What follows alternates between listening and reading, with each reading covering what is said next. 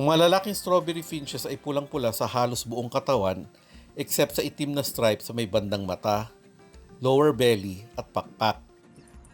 Ginagamit nila ang tingkad ng kulay nila para makapag-attract ng mate. Ngunit pag hindi pa breeding season o kaya na may hindi pa handang mag-breed ang mga male na strawberry finches, ang kulay nila ay nagiging pusyaw at nagiging kahawig lang ng mga female. May mga times rin na kahit breeding season na ay hindi rin tumitingkad ang kulay nila kapag hindi nila nakukuha ang tamang environmental condition.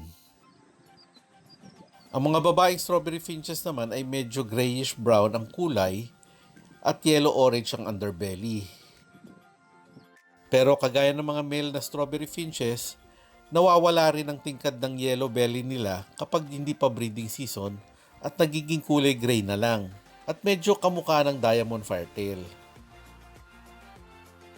Parehong may mga pulang tuka, flesh-colored na legs at itim na stripes sa mga mata ang mga ito. May puting spots rin ang katawan at wing feathers sila, pero kumpara sa mga lalaking strawberry finches, kaunting-kaunti lang ang spots ng mga babae. Interestingly, nag-iiba rin ang kulay ng mga tuka ng parehong gender, pero ito'y dumedepende naman sa panahon. Kapag mga burn months hanggang banda February, nagiging medyo maitim ang kanilang mga beaks, pero nagiging mapula naman ulit kapag tag-init na. At gaya ng ibang mga finches, ang mga lalaki lang din ang kumakanta.